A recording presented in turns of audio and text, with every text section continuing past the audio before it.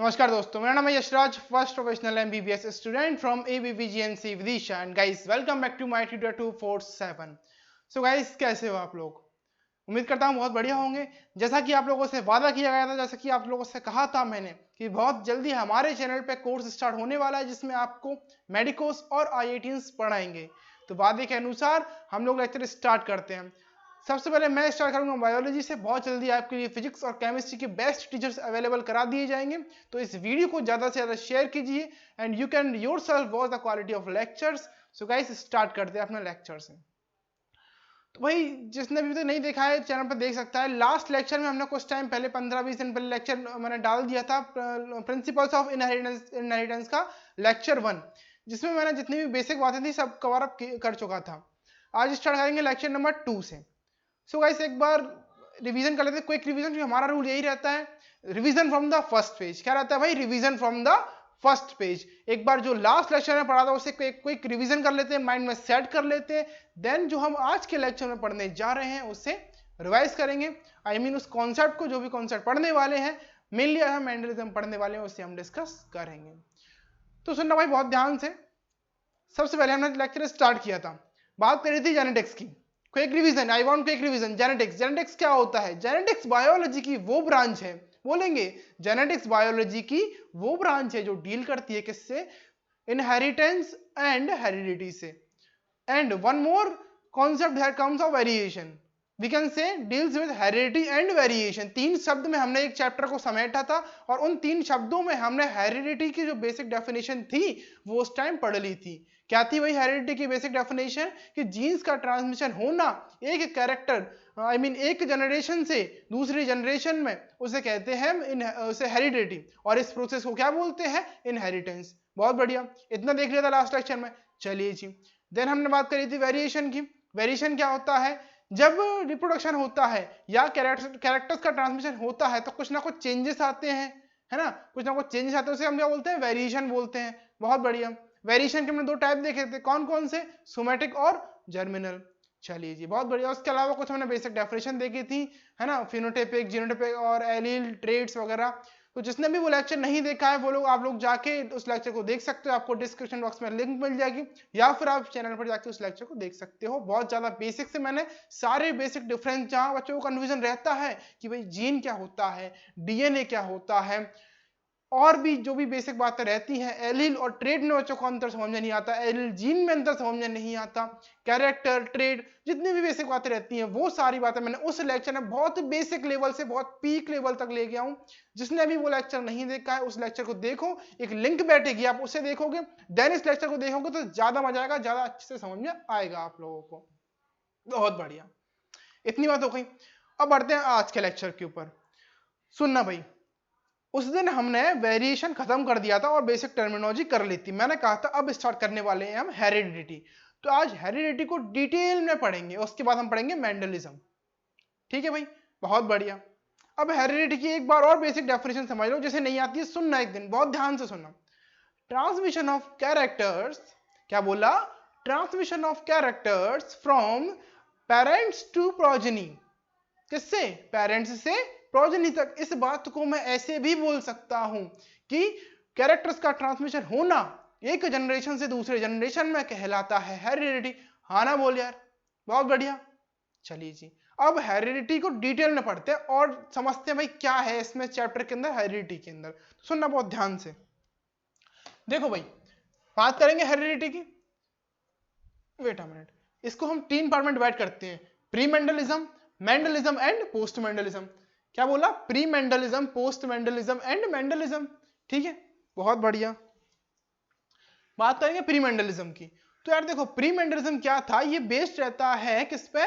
Blending inheritance पर। किस पर रहता है? ब्लेंडिंग इनहेरिटेंस पर। अब सवाल आता है कि ब्लेंडिंग इनहेरिटेंस क्या होता है? ब्लेंडिंग इनहेरिटेंस क्या होता है?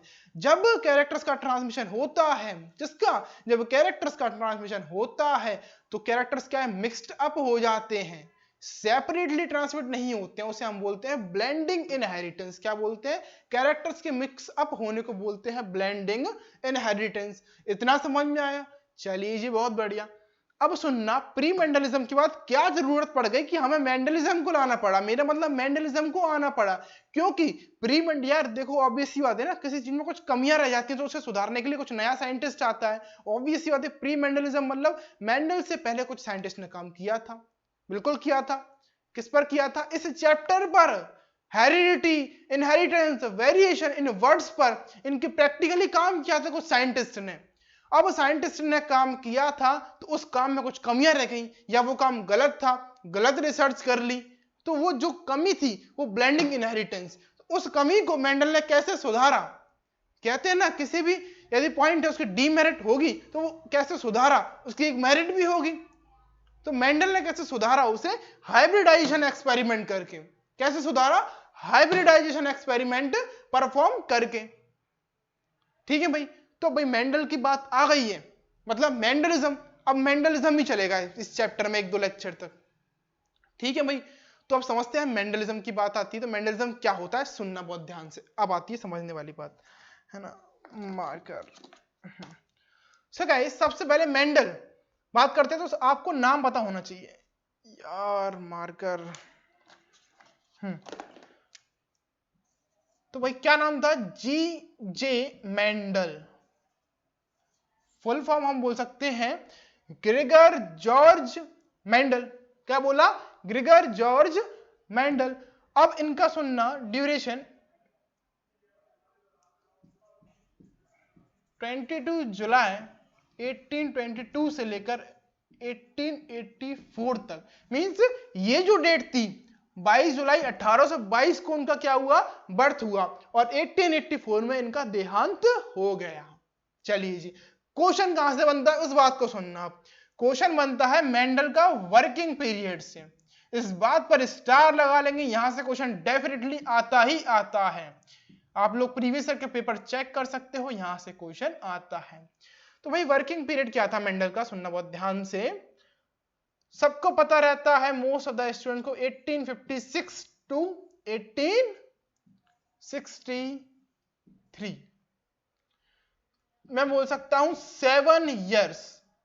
7 इयर्स जो था मेंडल का वर्किंग पीरियड था, 1856 से लेकर 1863 तक। ठीक है भाई, तीसरा पॉइंट सुनना। अब मेंडल ने कुछ काम करे, क्या करे? मेंडल ने कुछ काम करे, तो वो जनता तक कैसे पहुंचा है? तो जनता तक पहुंचाने के लिए उसने पेपर में पब्लिश करवाया। जिस पेपर में कब पब्लिश करवाया, क्या आर्टिकल पब्लिश करवाया उसने, वो नाम कभी कभार पूछ लिया जाता है।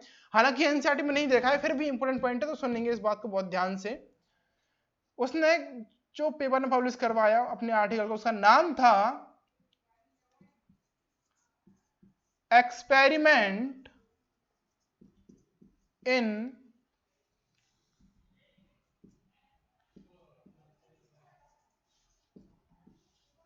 Plant hybridisation. इस बात को आप याद रखेंगे, यहां से क्वेश्चन अक्सर पूछ लिया जाता है, यहां से क्वेश्चन अक्सर पूछ लिया जाता है। बहुत बढ़िया। अब सबसे इंपॉर्टेंट कैरेक्टर, ये बात मैं नहीं बताऊंगा, इस बात को आपको पता होना चाहिए। यार आपको पता होगी बट ऑब्वियस, 9th क्लास से पढ़ते आ रहे हैं, तो बताओ मुझे मेंडल ने किस प्लांट पर अपना एक्सपेरिमेंट परफॉर्म किया था? सब लोग जानते हैं पी प्लांट, उसका साइंटिफिक नेम क्या होता है? पी प्लांट तो ठीक है, साइंटिफिक नेम क्या होता है तो सुनना।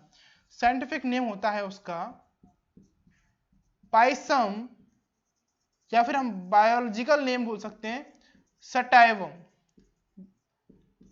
Pisum sativum. क्या बोलेंगे इसे प्यार से?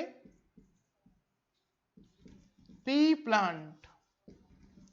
इसे हम प्यार से बोलेंगे पी प्लांट। बहुत बढ़िया,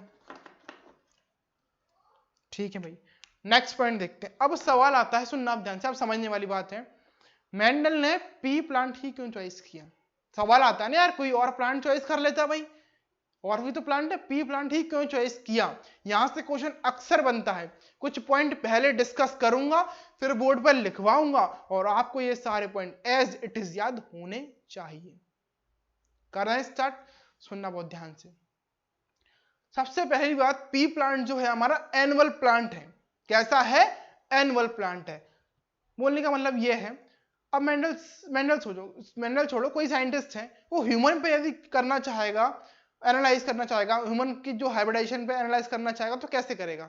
सबसे पहले 9 मंथ का जो होता है गेस्टेशन पीरियड होता है, ठीक, उतना वही वेट करो 9 महीने, देन बंदा 18 साल के बाद दोबारा रिप्रोडक्शन कर सकता है। तो एक साइंटिस्ट ह्यूमन के ऊपर हम बात करें तो ज्यादा से ज्यादा 2 या 3 जनरेशन को ही एनालाइज कर सकता है, इससे ज्यादा नहीं कर सकता। लेकिन पी प्लांट जो है एनुअल प्लांट है, उसकी बहुत सारी जनरेशंस को एक साइंटिस्ट एनालाइज कर सकता है।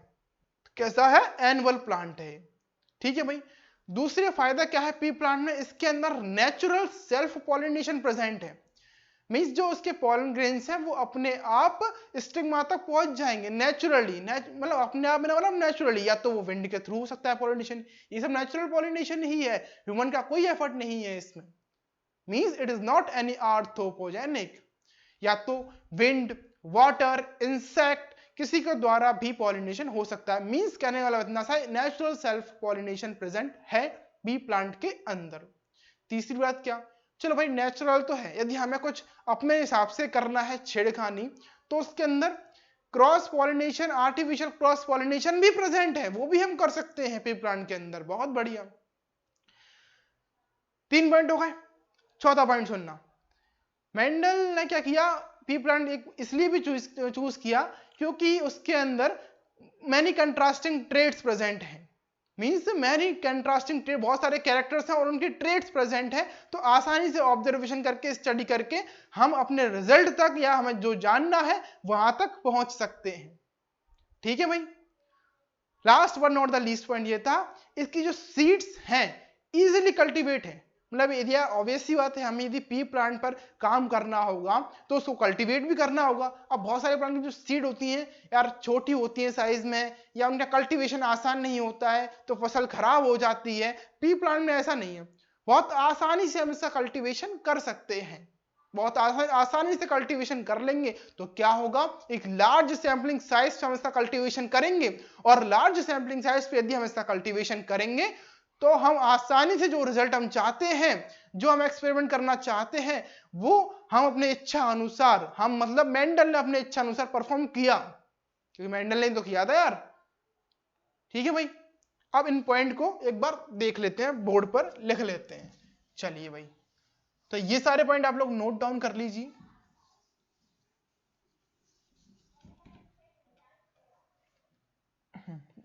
मेंडलिज्म पढ़ रहे थे, प्री मेंडलिज्म पढ़ चुके, बात आती है एक बार पोस्ट मेंडलिज्म की, वो भी सुन लो रफ करते करते। भाई पोस्ट मेंडलिज्म में कुछ भी नहीं है, 2-3 लेक्चर मेंडलिज्म पढ़ेंगे, देन जो और साइंटिस्ट आए थे, मॉर्गन एंड सटन, बॉवेरी, जो भी उन लोगों ने एफर्ट किए थे या जो भी थ्योरीज दी थी, जो भी एक्सपेरिमेंट्स करे थे, उन सब के बारे में हमें डिटेल में पढ़ना है। तो भाई ग्रीन मार्कर से काम चलाइएगा। मेंडलिज्म पढ़ रहे थे, ठीक है भाई, बहुत बढ़िया। मेंडलिज्म पढ़ रहे थे, मेंडलिज्म के अंदर हमने देखा था कि इसने पी प्लांट क्यों चॉइस किया, इसका हमें रीजन दो। 5 पॉइंट देखे हमने, पांचों के 5 पॉइंट यहां लिखेंगे विद डिटेल। सुनना भाई, पहला पॉइंट जल्दी से, मैं सारे पॉइंट समझा चुका हूं। कैसा? नेचुरल, क्या बोला?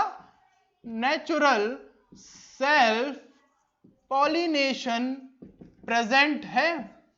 पहला पॉइंट हो क्या? बहुत बढ़िया, समझा चुका हूं इस पॉइंट को। दूसरा पॉइंट क्या था? हम यदि चाहें तो आर्टिफिशियल, क्या बोला? आर्टिफिशियल क्रॉस पॉलिनेशन भी परफॉर्म करवा सकते हैं। तो ये 2 पॉइंट तो अपने हो गए पॉलिनेशन के ऊपर। ठीक है भाई। तीसरा पॉइंट सुनना, तीसरा पॉइंट हमने देखा कि इसकी जो सीड्स हैं, सीड्स पॉइंट यदि ऊपर नीचे हो जाए तो मैनेज कीजिएगा, सारे पॉइंट्स कवर हो जाएंगे, 5 के 5 point. Seeds can be easily cultivated, easily हम इसकी जो सीड्स हैं उसका कल्टीवेशन कर सकते हैं। बहुत बढ़िया। देन हमने देखा मैनी कंट्रास्टिंग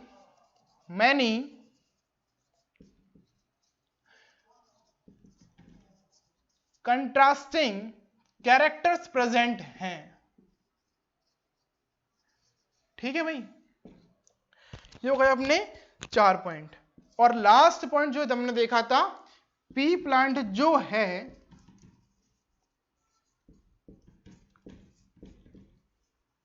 एक एनुअल प्लांट है। पी प्लांट जो है एक एनुअल प्लांट है। सारे पॉइंट समझा चुका हूं, है ना? सारे पॉइंट समझा चुका हूं और आपको ठीक से विजिबल भी होगा, नोट आउट कर सकते हो इस पॉइंट्स को, ठीक है भाई? आई थिंक ब्लू मार्कर से ठीक से विजिबिलिटी नहीं आ पा रही है, रेड मार्कर यूज कर लेते हैं। सो हमने इसका फोर्थ पॉइंट मेंडलिज्म के अंदर चल रहा था कि पी प्लांट चॉइस किया, पी प्लांट क्यों चॉइस किया, ठीक है भाई?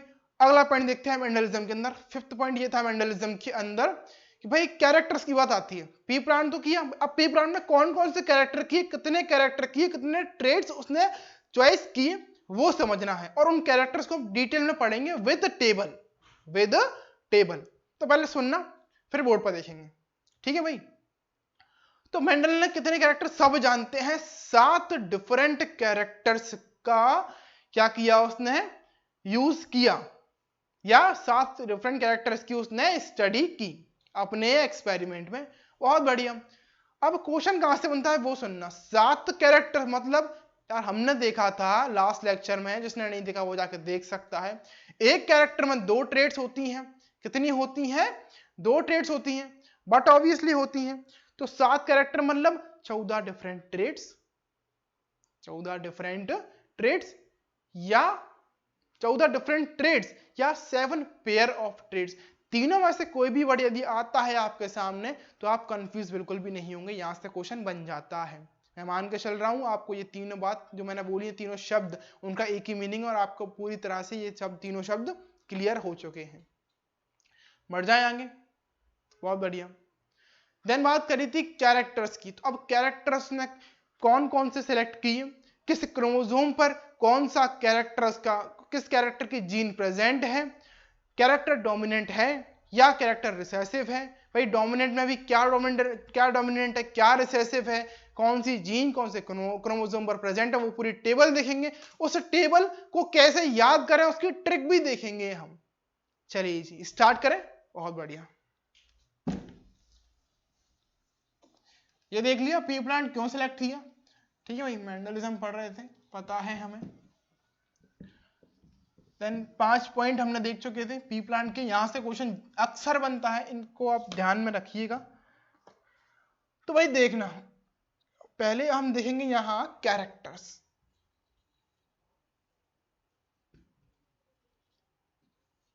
ठीक है भाई?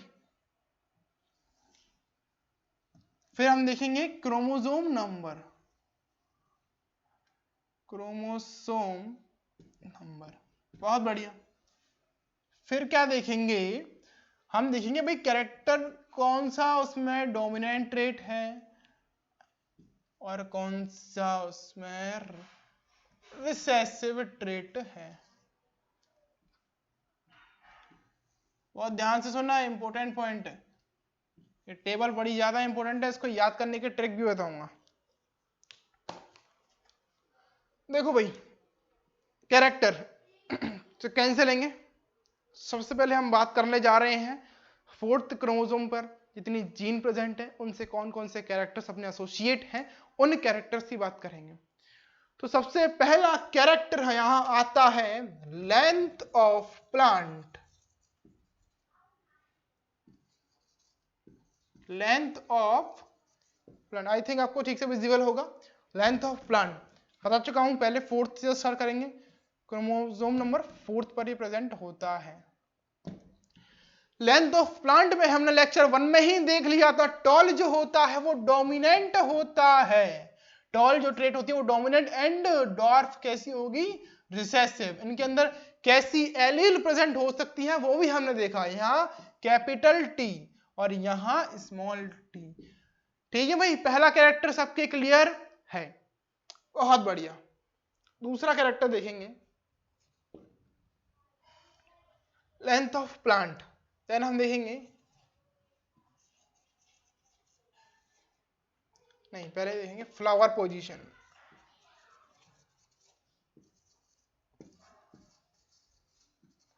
Flower position same chromosome number 4th flower position की बात करें तो एक्सियल जो होता है डोमिनेंट होता है और रिसेसिव कैसा होता है, axial, and it is terminal. Terminal जो है वो है रिसेसिव। कैसा है? रिसेसिव। बहुत बढ़िया। देन हम देखेंगे shape of pod. Shape of pod. Pod क्या होता है? सवाल आता है मन में। पॉड वो होता है, हम देख सकते हैं इसकी जो पी प्लांट के अंदर जो इसकी फली होती है बोलते हैं हम, उसके अंदर जो निकलते हैं हम बोलते हैं पॉड। ठीक है, इसका डिस्क्रिप्शन बाद में और अच्छे से मैं दे दूंगा आपको। ठीक है, समझना। पॉड ये भी होता है 4th क्रोमोसोम नंबर के ऊपर। और शेप ऑफ पॉड की बात करें तो हमेशा याद रखना इन्फ्लेटेड जो होगा, इन्फ्लेटेड जो होगा कैसा होगा? डोमिनेंट होगा। और कॉन्स्ट्रिक्टेड ऑब्वियसली कैसा होगा? रिसेसिव होगा। टेबल समझते जाओ, ट्रिक मिल जाएगी आपको याद करने की, बहुत आसानी से पूरी टेबल याद करा दूंगा। 4th बताओ भाई, शेप ऑफ पॉड। अब क्या देखें? शेप ऑफ सीड देख लो। 7th chromosome. कौन से? 7th क्रोमोसोम पर होगी।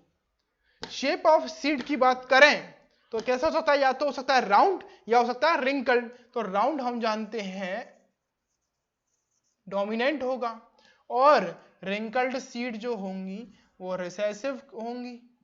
रिंकल्ड। ठीक है भाई, शेप ऑफ पॉड देखा।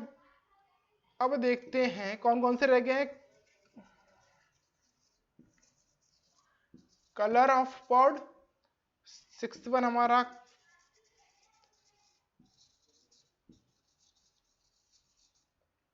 Colour of seed. ठीक है भाई, एंड लास्ट फ्लावर कलर। ये जो कलर ऑफ पॉड होता है वो होता है 5th क्रोमोसोम पर सिचुएटेड। हमारा किस पर होता है? 5th क्रोमोसोम के ऊपर सिचुएटेड। और यदि कलर ऑफ पॉड की बात करें तो पॉड में हमेशा याद रख लेना कलर के केस में उल्टा हो जाता है। ग्रीन जो होता है वो डोमिनेंट मार जाता है और येलो जो होता है वो यहाँ रिसेसिव हो जाता है। अब समझने वाली बात क्या है, मैंने क्या बोला? उल्टा हो जाता है। उल्टा क्यों हो जाता है? कहीं सीधा भी तो होगा। तो सीधा यहां होगा ना यार, कलर ऑफ सीड में। ये दोनों जो है 1st क्रोमोसोम के कैरेक्टर हैं अपने। किसके हैं? 1st क्रोमोसोम के कैरेक्टर यदि हैं तो यहां बताओ मुझे, यदि येलो जो होगा वो डोमिनेंट होगा या नहीं होगा? बिल्कुल होगा। येलो जो होगा डोमिनेंट होगा और ग्रीन कैसा होगा? रिसेसिव होगा। समझ लेना, याद रख लेना, कंफ्यूज मत हो जाना, पॉड में उल्टा हो जाता है। तुम लोग याद रखो किसका? सिर्फ flower colour. Yellow dominant, green recessive. Pod में उल्टा कर देंगे। ठीक है भाई, फ्लावर कलर और देख लो। वायलेट जो होता है वो डोमिनेंट और वाइट रिसेसिव। ठीक है भाई, इतना तो सबके समझ में आ गया होगा टेबल। बहुत बढ़िया, बहुत आसानी से टेबल समझ में आ चुकी होगी सबके। अब ये याद कैसे करें? जो बच्चे पहली पहली बार पढ़ रहे होंगे उन्हें याद थोड़ा अजीब कन्फ्यूजन से लग रहा होगा, याद नहीं हो रहा कि कौन से क्रोमोसोम पे कौन सा कैरेक्टर की जीन प्रेजेंट है, कैसे याद करें हम? मैं हूं ना यार, ट्रिक दूंगा, ऐसी ट्रिक तुरंत याद हो जाएगा। एक बार ये नोट कर लो आप लोग वीडियो पॉज करके, देन हम लोग आगे बढ़ते हैं और ट्रिक देखते हैं। ठीक है भाई, बहुत बढ़िया। ट्रिक सुनना, बता दूं? जब तक सुनते जाओ देन नोट करेंगे। सुनने वाली बात यह है भाई, सुनना बहुत ध्यान से। बचपन में यदि हिस्ट्री यदि तुम लोगों ने ठीक से पढ़ी हो तो एक क्रांति आई थी 1857 की क्रांति। ये देख लो, यहां लिख रहा हूं 1800।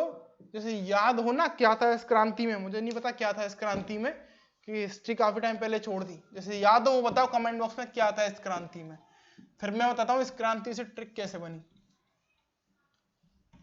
1857 की क्रांति याद है भाई? नहीं है, कोई बात नहीं, काम की नहीं है अपने। अब से ये 1857 नहीं, हम इसे चेंज कर रहे हैं 1457 की क्रांति। सुन लेना, ट्रिक बना दी तुम लोगों के लिए। अब से 1857 नहीं, 1457 की क्रांति याद रखेंगे। कौन सी क्रांति? 1457 की क्रांति अब हमें याद रखेंगे। बहुत बढ़िया, 1457 की क्रांति। 8 को 4 से रिप्लेस कर दिया क्रोमोसोम नंबर की वजह से, ठीक है भाई। तो 57 में क्या था वो तो मुझे नहीं पता, लेकिन 18 में क्या था वो तो मुझे नहीं पता। 1457 की क्रांति में जो आने वाला है ना, जो ट्रिक बनाई है वो जरूर पता है, वो बता दूंगा आप लोगों को। तैयार हो? कर दें स्टार्ट?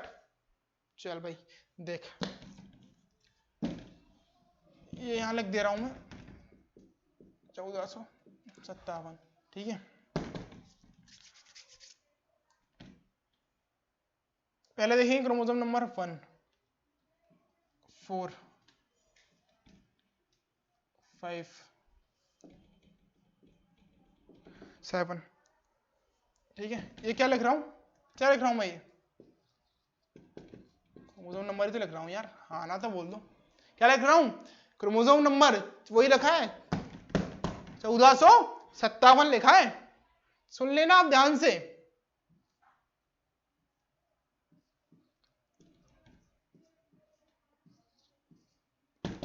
फर्स्ट के अंदर FCSC, FCSC। ट्रिक आसान बनानी हो है ना, तो इन्हें प्रोनाउंस कर लो FC और SC को। मैं यहाँ नहीं कर सकता प्रोनाउंस, ऑनलाइन क्लास चल रही है ना। जो प्रोनाउंस कर लेगा, थोड़ी थर्ड क्लास ट्रिक जरूर है पर याद हो जाएगा, जी मेरी गारंटी है। ट्रिक यार जितनी ज्यादा थर्ड क्लास होगी उतनी ज्यादा टाइम तक, उतनी लॉन्ग टाइम तक याद रहेगी, ठीक है यार। सेकंड क्लास हो थर्ड क्लास हो, हमें मतलब है याद होने से इसे प्रोनाउंस कर लेना। जिसे ऐसे याद हो फर्स्ट के FCSC, वो ऐसे याद रख लो। नहीं हो रही हो ना, प्रोनाउंस कर लो, एक बार में याद आएगा, जीवन में नहीं भूलोगे। 1 FCSC, जो समझ गया याद कर लो, ठीक है। अब आते हैं 4, 3 थे।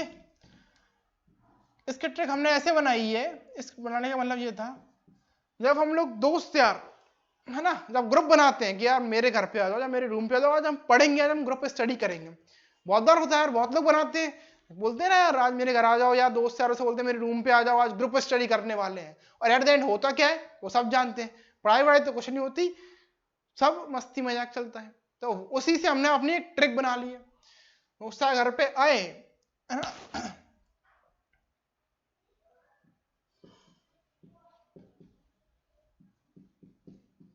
LPSPFP, मैं लिखूंगा नहीं ट्रिक, सिर्फ बताऊंगा।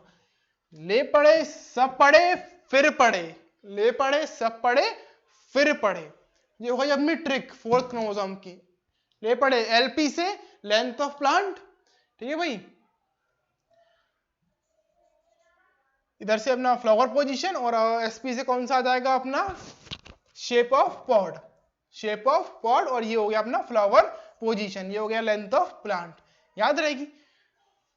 5th हिंदी में क्या बोलते हैं 5th को? हमको 5 P आ रहा है स्टार्टिंग में, P आ रहा है, ठीक है भाई। तो वही बन गई ट्रिक इसकी। Pod colour PC, pod colour, ये भी P से, ये भी P से, P याद रहेगा, 5 P PC। 7 तो आसान है, SSS, तीनों S से हैं। Shape of seed, shape of seed,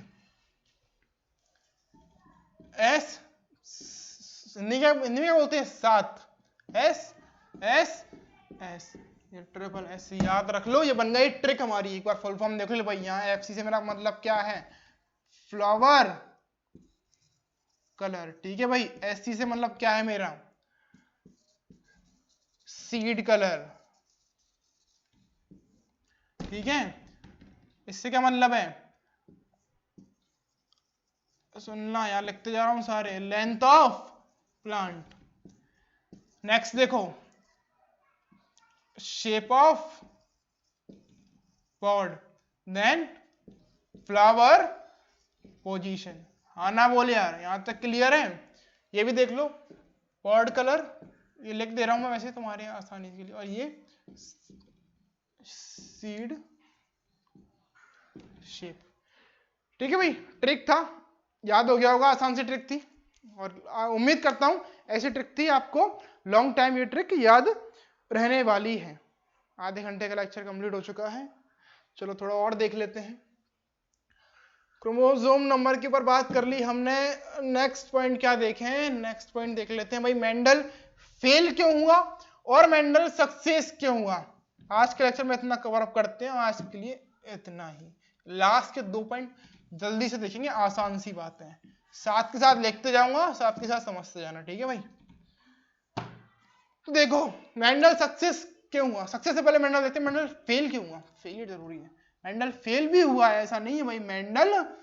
Mendel's failure heading डाल लो भाई, नोट्स वोट्स बनाते जाओ साथ के साथ में, बड़े प्यारे नोट्स मिल रहे हैं आपको बिल्कुल फ्री ऑफ कॉस्ट।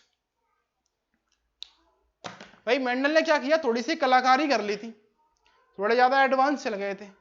बायोलॉजी के अंदर क्या किया भाई साहब ने, मैथमेटिक्स का यूज कर लिया, है ना। कैसे किया ना वो आप अभी देखोगे, आगे जब मैं पढ़ाऊंगा ना मोनो हाइब्रिड और डाई हाइब्रिड क्रॉस, तो वहां समझ में आएगा आपको कि कैसे किया उसने मैथमेटिक्स का यूज। दूसरी बात क्या थी, जब मेंडल था ना, मेंडल के समय डार्विन की बड़ी वो थी, क्या बहुत फेमस था, उसके बड़े चर्चे थे डार्विन के। तो जब डार्विन के इतने चर्चे थे, इतना फेमस साइंटिस्ट, और जब इतना मेंडल उस टाइम छोटे साइंटिस्ट माना जाता था यार, नॉर्मल पीपल में काउंट किया जाता, इतना छोटा आदमी उतना डार्विन से ऊपर लेवल का काम कर जाएगा, लोगों ने विश्वास नहीं किया, क्योंकि डार्विन उस समय बहुत ज्यादा लोगों के चर्चा में था। तो पॉपुलैरिटी ऑफ डार्विन लिखते जाओ साथ ही साथ में। क्या था पहला पॉइंट, ही यूज्ड, क्या किया था उसने भाई, मैथमेटिक्स यूज कर दी थी, वो भी किस में, बायोलॉजी में। लोगों ने क्या भाई इसे कुछ नहीं आता यार, ये बायोलॉजी में मैथ और मैथ में बायो करते जा रहा है तो खराब है। दूसरा, डार्विन की पॉपुलैरिटी इतनी थी कि लोग विश्वास ही नहीं कर रहे थे, ठीक है भाई। तीसरी इसने क्या गलती कर दी, तीसरी गलती इसने ये कर दी, गलती इसकी नहीं थी, गलती उस समय की थी, कम्युनिकेशन प्रॉब्लम बहुत था उस समय, कि इसने जो काम किया ना वो ज्यादा लोगों तक कैसे पहुंचाए, कम्युनिकेशन का बहुत ज्यादा प्रॉब्लम था। तो जो ज्यादा लोग थे या बड़े बड़े जो रिसर्चर थे, साइंटिस्ट थे, वहां तक इसकी बात या लोगों तक, जनता तक इसकी बात नहीं पहुंच पाई। तो कम्युनिकेशन एक प्रॉब्लम जो था, इसकी किस्मत खराब बोल सकते हैं या इसका समय खराब बोल सकते हैं, कम्युनिकेशन की प्रॉब्लम जरूर रही इसके समय।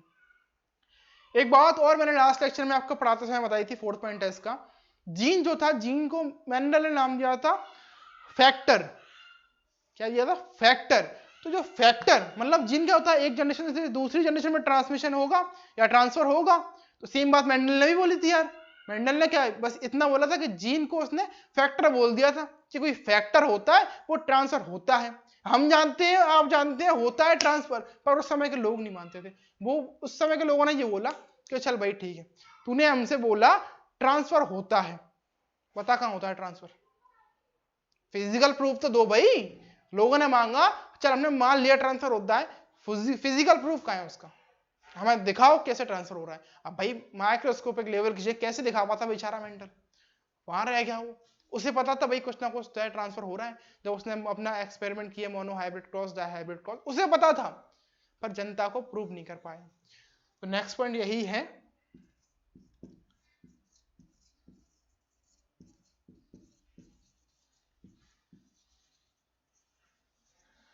फिजिकल प्रूफ जो था किसका, फैक्टर का,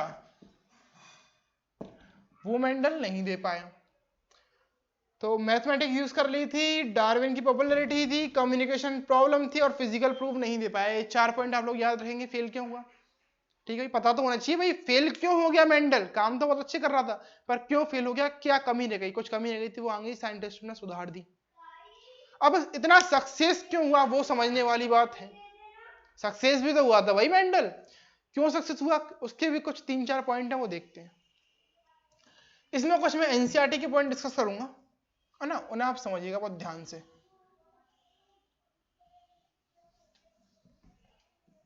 बहुत बढ़िया, मेंडल्स सक्सेस हम यहां डिस्कस कर रहे हैं। क्या कर रहे हैं, मेंडल्स सक्सेस हम यहां डिस्कस कर रहे हैं। बहुत बढ़िया। मेंडल सक्सेस की बात करें तो मेंडल का सबसे बड़ा, सबसे ज्यादा इंपॉर्टेंट पॉइंट ये हो सकता है जो हम देख चुके हैं, उसने पी प्लांट का यूज कर लिया। खत्म बात, बात खत्म। मतलब पहला पॉइंट यही है कि उसने पी प्लांट यूज कर लिया, और मैं नहीं बताऊंगा क्यों किया, मैं उसके 5 पॉइंट बता चुका हूं, वो 5 पॉइंट पढ़ लेना, समझ में आ जाएगा क्यों उसने पी प्लांट यूज करा, उसको कितना फायदा मिला।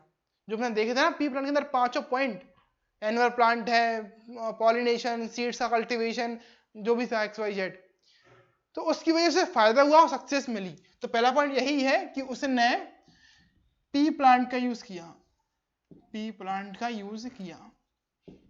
ठीक है भाई, बहुत बढ़िया।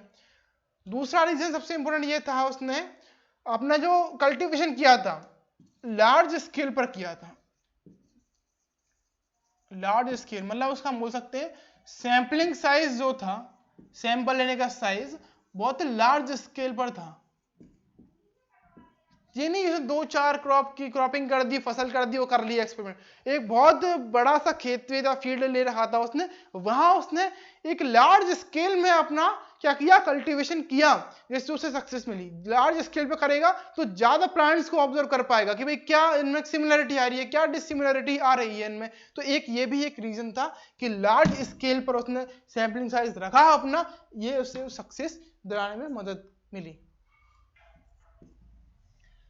तीसरा पॉइंट ये है भाई, लार्ज स्केल तो ठीक है, मेंडल ने क्या किया, स्टैटिस्टिकल रिकॉर्ड रखा। स्टैटिस्टिकल रिकॉर्ड रखा अपने हर ऑब्जर्वेशन का, जो मेंडल ऑब्जर्व करते जा रहा था, करते जा रहा था और करते ही जा रहा था, उसका उसने क्या किया, स्टैटिस्टिकली रिकॉर्ड रख लिया, जिससे उसे बाद में स्टडी करने में या एनालाइज करने में हेल्प मिली। तो इस पॉइंट को आप याद रखिएगा, मेंडल ने क्या किया, स्टैटिस्टिकल रिकॉर्ड रखा, नहीं रखा, बिल्कुल रखा। लास्ट पॉइंट इंपॉर्टेंट है, एक ये जो पॉइंट बता रहा हूं मैं ना, एक ये जो पॉइंट था वो एनसीईआरटी का पॉइंट है, याद रखेंगे। और एक ये जो पॉइंट बता रहा हूं मैं वो भी एनसीईआरटी का पॉइंट है, और स्टार लगा लो इस पॉइंट पर। तो मेंडल ने क्या किया, मेंडल ने क्वांटिटेटिव ही एनालाइज, लेक्चर लिख लो पहले, ही एनालाइज्ड, सॉरी ऐसा देखो, ही क्वांटिटेटिवली एनालाइज्ड, उसने क्या किया, क्वांटिटी से एनालाइज किया, और किसको, क्वालिटेटिव कैरेक्टर्स को। क्या मतलब है समझो, पहले ये पॉइंट याद होना चाहिए, समझना ये क्वेश्चन एग्जाम में कैसे घुमाता है, यहां रख देगा ये क्वालिटेटिव और यहां बदल देगा क्वांटिटेटिव, एग्जामिनर घुमा देगा तुमको, तुम घूम जाओगे, स्टूडेंट बोलेगा सही है या नहीं, तुम बोल दोगे सही है, सही नहीं है भाई, उसने क्वांटिटेटिवली किया, क्या किया, क्वालिटेटिव कैरेक्टर्स का एनालाइज। फिर से सुन लो, क्वांटिटी वाइज क्वालिटेटिव कैरेक्टर्स का एनालाइज किया। मैं जोड़ दे रहा हूं इस पॉइंट में, कंफ्यूज बिल्कुल भी नहीं होंगे, बच्चा गलती करता है यहां पर। अब एक बार और समझ लो डीपली भाई, क्वांटिटी और क्वालिटी से मेरा क्या मतलब है वो समझ लो एक बार, खत्म करते हैं लेक्चर को आज के ना, ये मिटा रहा हूं मैं, यहां समझ लो एक बार, यहां समझो क्वालिटेटिवली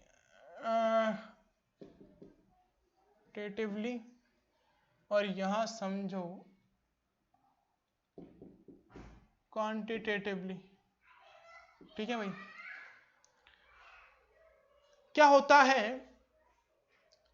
उल्टा लिख दिया मैंने, चलो कोई बात नहीं, पहले क्वांटिटेटिव देख लो। यहां जो होता है क्वांटिटेटिव में,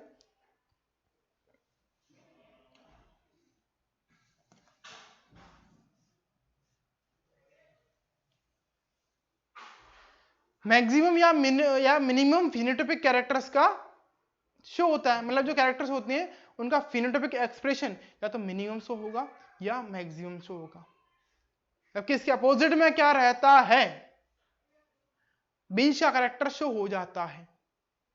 क्या होता है, बीच का कैरेक्टर शो हो जाता है। चलिए इस बात को एक बार नेक्स्ट लेक्चर में और डिटेल में समझ लेंगे, बाकी आज के लिए इतने, लेक्चर काफी बड़ा हो चुका है। इस पॉइंट को आप एक बार याद रख लेना, ही क्वांटिटेटिवली एनालाइज्ड क्वालिटेटिव कैरेक्टर्स, क्या किया उसने, क्वांटिटेटिवली एनालाइज किया क्वालिटेटिव कैरेक्टर्स को। यहीं से कंटिन्यू करेंगे, इसको और डिटेल में समझेंगे। आज लेक्चर का टाइम पूरा हो चुका है, इसको कंटिन्यू करेंगे और देन हम नेक्स्ट लेक्चर में देखने वाले हैं मोनो हाइब्रिड क्रॉस से कंटिन्यू करेंगे। लेक्चर सुनने के लिए बहुत बहुत धन्यवाद। लेक्चर पसंद आया हो तो वीडियो को लाइक करना, पसंद नहीं आया तो डिसलाइक भी कर सकते हो। क्या कमी रह गई है और आप कुछ डाउट रह गया है या फिर जिस भी चैप्टर पे आप चाहते हो लेक्चर बने, कमेंट बॉक्स में जरूर बताएं। बाकी यार सपोर्ट करते रहो, चैनल को सब्सक्राइब करते रहो। वीडियो सुनने के लिए बहुत बहुत धन्यवाद। गुड बाय, टेक केयर, शब्बा खैर।